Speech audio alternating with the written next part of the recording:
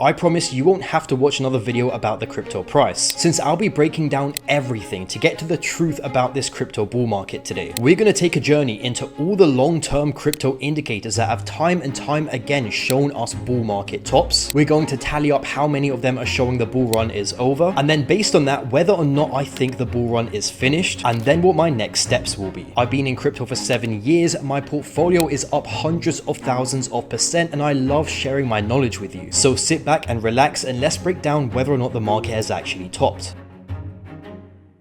So these are most of the indicators I personally trust that have time and time again called crypto tops, along with some scary scenarios that are going viral right now that people are thinking could lead to the end of the bull run. So going through them one by one, let's start off with the MVRV score. So this uses a bunch of blockchain analysis to identify periods where Bitcoin is either extremely over or undervalued compared to its fair value. So its fair value is the orange line, overvalued is the red box, and undervalued is the green box. So ideally, this shows a market top signal when the orange line gets near or in the red box. And you can see we are literally nowhere near that happening. So MVRV score, no top signal. And by the way, the MVRV score has accurately predicted every single Bitcoin top pretty perfectly. Quick tangent, as Bybit is giving you a free $500 trade during this market downturn. Simply sign up using the link below, deposit, and you can claim your free trade on the world's second largest exchange and my personal favorite one. All the profits you make in the trade can be withdrawn. There's no reason not to take advantage of this. Next up is the Powell multiple, another indicator that has pretty perfectly called every Bitcoin top. So this indicator explores market cycles from a mining revenue perspective on Bitcoin, and that's how it determines whether or not Bitcoin is over or undervalued. Now this one isn't as clear cut. If we see on the orange line, their peaks every single cycle have gotten less and less and less. The peak in 2017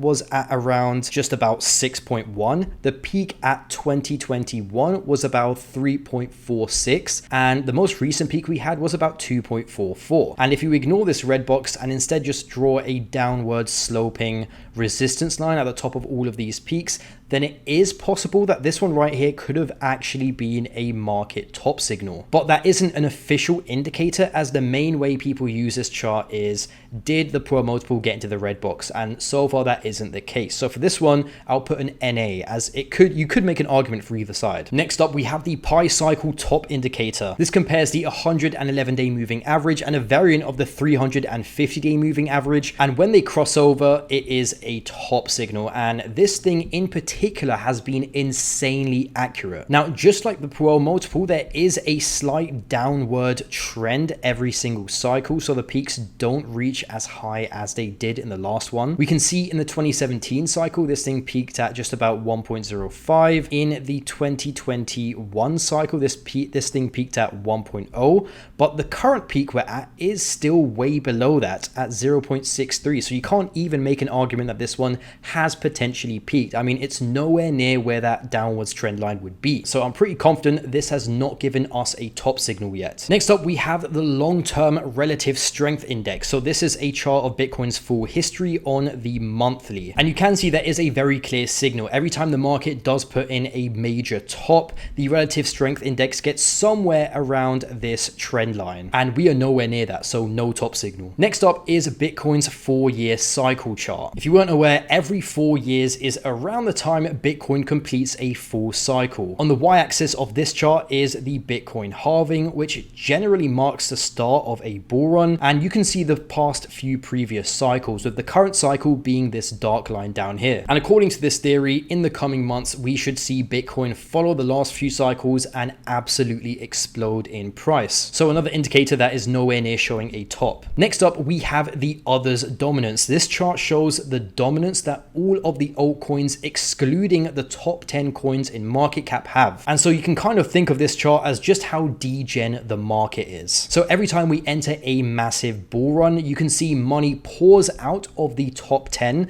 and goes into the degen lower cap coins, and that makes this dominance chart run super hard. So this right here was the 2020-2021 bull run. We can see for the past year or so we were in this dump right here, which peaked at around April, May of this year. But currently the others dominance this chart has fallen back to a multi-cycle, multi-year trend line that has held multiple times. Basically, since they started recording the price of altcoins, this trend line has held completely perfectly and has marked pretty good bottoms to buy in. I mean, this one right here was the absolute bottom of the last market cycle. This one right here was another great buy-in in the last cycle. And you know, the fact that we are once again hitting this trend line to me is just insanely bullish. So chances are this does bounce sometime soon, and yeah, we get another massive alt season soon. Next up is just a general structure of the market. There's a very clear pattern I can see right now, which is called a bull flag. Now, a bull flag is when the price of an asset goes up,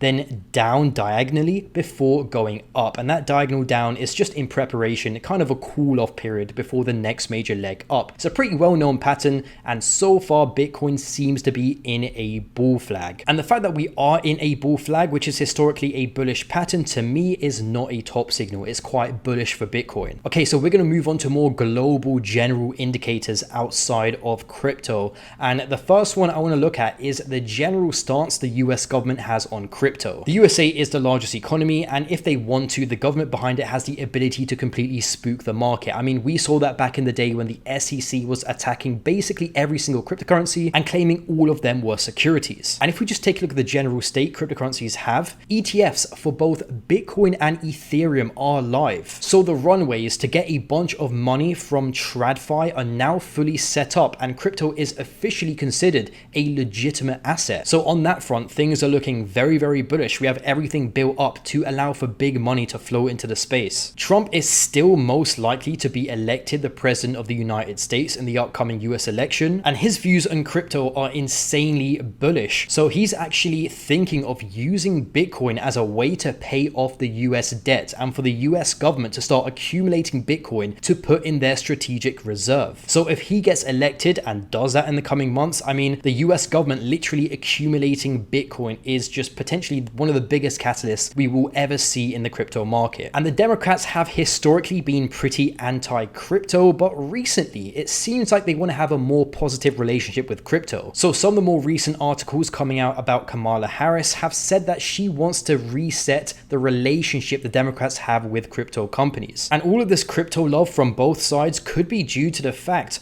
that there is now a pro-crypto super PAC called Fairshake that has raised more than $200 million from backers including Coinbase, Ripple, Andreessen Horowitz, and they're just giving that money to make sure politicians are very, very crypto friendly. But not only that, because of the anti-crypto stance the Democrats had over the past few years, Harris felt like they lost a lot of the tech community. And so she is aiming to win back those in the tech community, many of them in her home state of California, who have turned away from the party in protest at the threat of new taxes or regulation of the crypto industry. So everything is set up for large money to move into this space. Both candidates are pretty bullish on crypto, with one of them being insanely bullish on crypto, who's still most likely to win the upcoming election. I'd say there's no real bearish signal here, so this is also not a top signal. And this is in fact the farthest thing away from a top signal you can get. This is insanely bullish. Next up, we have the stock market, and ever since COVID, Bitcoin and cryptocurrencies have basically acted like a tech stock. If you don't believe me, here is their charts right next to each other. You can see they both dipped during COVID. They both topped at the same time at around 2021/2022. They both bottomed in late 2022, and they both went on bull runs since then. But there is one stark difference,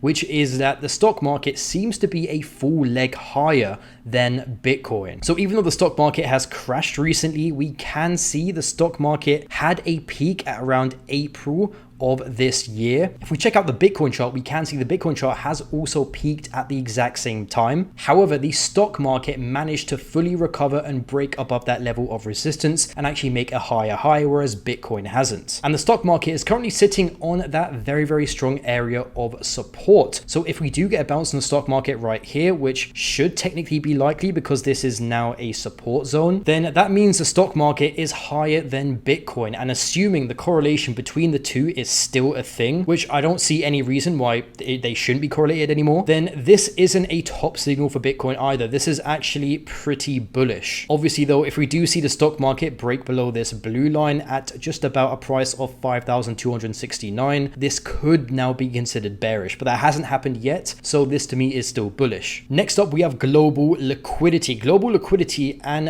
Bitcoin / cryptocurrencies have also been very tightly linked. If you're not aware, there's something called a global liquidity cycle that, just like the crypto market, happens just about every 4 years. So you can see global liquidity peaked at just about 2021. It then went down, bottomed at just about the end of 2022, and has since then started rising. Pretty aligned with Bitcoin cycles. And you can pause the video and go back and check the dates on further cycles too, and see how they also align pretty perfectly with Bitcoin bottoms and Bitcoin tops. But right now, during the 4-year global liquidity cycle, we are actually in a bullish zone. We are in this up zone right here that should peak sometime in 2025. So historically, that is very, very bullish, but I want to add another insanely bullish point here, which is that global liquidity over the past couple years or so has gone down by just about 5%. And this is actually pretty unprecedented. If we take a look at the history of global liquidity, it has never really dipped that hard. I mean, we had a few 1% dips right here. I'm sure there's maybe a couple percent dip somewhere on this massive chart if we go back way to 1959. But there's never been a dip that's been this significant at 5%. So the fact that we had this 5% dip and it seems like the chart is reversing and it has found a bottom, to me is pretty bullish. I do reckon we will continue to see global liquidity go up, just like it has done for the last century or so. And lastly, we have the potential for a massive war / World War III. I know loads of you are constantly worried about these big wars going on causing a global recession, and this is probably one of the biggest reasons for the most recent market crash. So are we on the brink of World War III? Well, at the end of the day, no one truly knows. But one question I want to ask you is, how many times over the past bull run has the market been spooked over a huge war? The Ukraine war started in 2022. Many people were scared Russia was going to nuke Europe, and yet Bitcoin went to all-time highs. We've had multiple scares in the Middle East. The big event that started all of this was in October of last year in Israel, but the market is still way above where we were in October. So what I'm trying to say here is that, we obviously don't know if there'll be a World War III. However,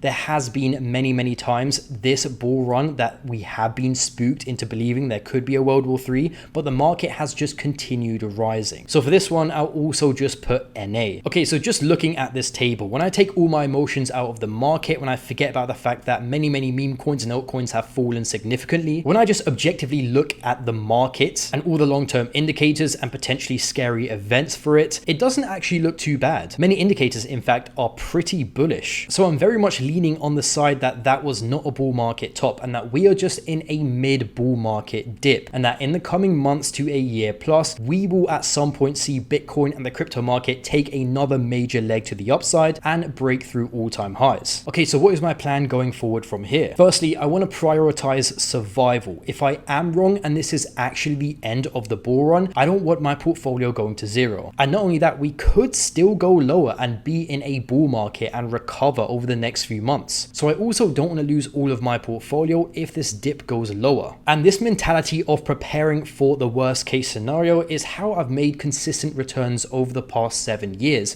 where I've seen many other people lose everything. So in my mind, there's still a chance I am wrong or that we could dip a lot more. So I want to have some of my portfolio in safe coins just in case. So I'm talking, Bitcoin, Ethereum, etc. I doubt these will ever go to zero like many other meme coins have. And on top of that, if we do break the bullish flag structure that I pointed out earlier on in this video, I'll probably opt to increase my position in these safe coins. So I'll hold some safe coins like those, but on top of that, I'll still hold my long-term bets. As once again, chances are, in my opinion, this is just a mid-bull market dip. So I still want to be in the market and I still want to hold those altcoins I am insanely bullish on for the coming months. All right, next thing I'm doing is looking for great buys, specifically in the real world asset sector. I might do a video on these coins soon, but I believe this is going to be a huge narrative soon and it hasn't really had a proper run yet. And on top of that, I'm looking at good meme coins that I wasn't able to get into before because they just completely exploded in price. Many of them recently have dipped massively. And so I am still monitoring the meme coin market closely and may pick up some that have dipped 50% plus that I am still bullish on. But once again, especially with meme coins, they are incredibly risky, and I do think that a lot of meme coins, when this dip is over, may not ever recover to where they were before. So just keep that in mind. Loads of meme coins are incredibly risky, and loads of them will probably die with this dip. Okay, the last thing I'm looking for is potential longs at support levels. Once again, if you want a free trade, Bybit is giving you a free $500 trade if you simply sign up using the link below. If you want to know exactly how me and my team are navigating this dip, what altcoins we're in, what trades we're taking live, then you need to be in the K Crypto Hub. Even whilst the market has been down, my main partner in charge of short-term trades in the K Crypto Hub is verifiably up 40% in the past 90 days. If you're on your own in the crypto market, then you're doing it wrong. Join ASAP as prices will increase, as I want to keep the group quality high and not allow too many people in. Like and subscribe, I'll see you soon.